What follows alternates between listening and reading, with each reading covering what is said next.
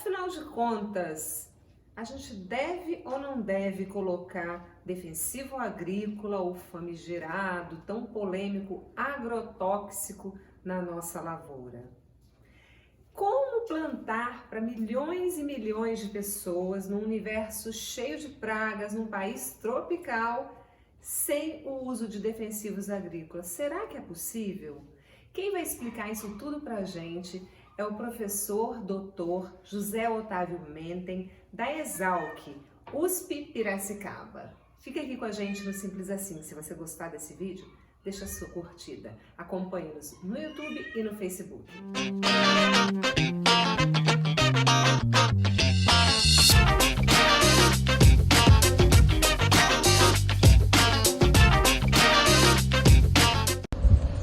É um prazer falar com o público do Simples Assim.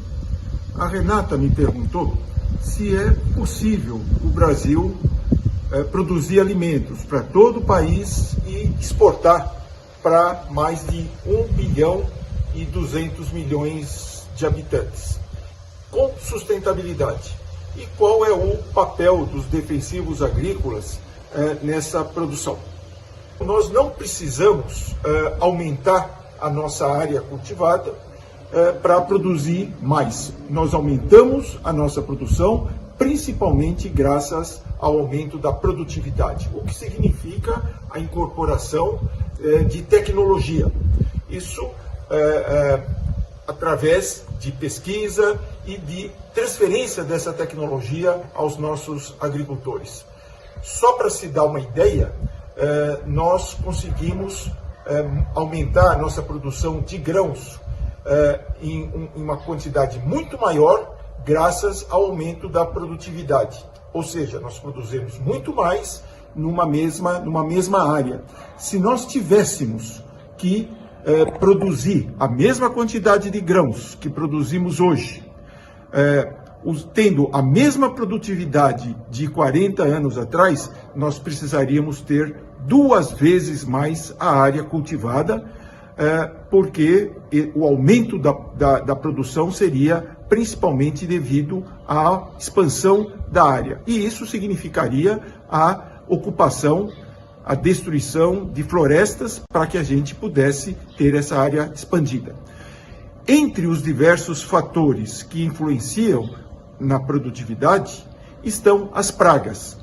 Pragas são todos os seres vivos nocivos à produção. Isso inclui os insetos, os ácaros, os fungos, as bactérias, os vírus, os nematóides e as plantas daninhas. Essas pragas, apesar de todas as técnicas que nós utilizamos hoje, elas ainda causam cerca de 40% de danos na produção. Ou seja, uma espécie, uma variedade, tem o potencial de produzir 10 toneladas por hectare e nós conseguimos produzir apenas 6 toneladas. Entre esses fatores estão as pragas. Por isso, a necessidade de nós fazermos um manejo adequado dessas pragas. A gente entende por manejo de pragas o uso de todos os métodos, todos os processos disponíveis. É o que a gente chama de manejo integrado de pragas. Ou seja, temos que evitar a introdução de pragas que ainda não existem no país, utilizar cultivares que sejam resistentes a essas pragas, utilizar práticas de cultivos adequados, cultivares resistentes, mas quando esses métodos preventivos, essas medidas preventivas não tiveram sucesso, há necessidade de nós utilizarmos os defensivos ou produtos fitossanitários, pesticidas ou agrotóxicos, tanto os produtos químicos como os biológicos.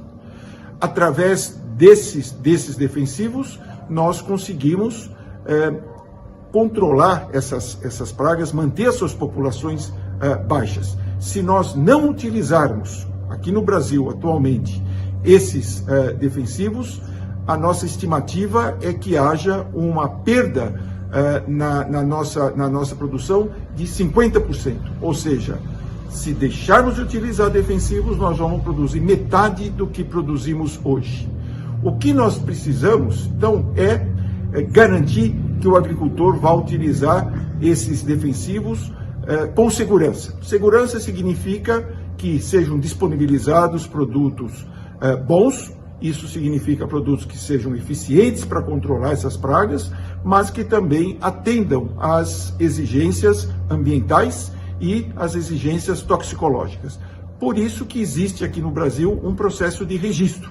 Só são utilizados produtos que são registrados após passarem por uma rigorosa avaliação por parte do Ministério da Agricultura, considerando aspectos agronômicos, por parte do IBAMA para os aspectos ambientais e por parte da Anvisa para os aspectos toxicológicos.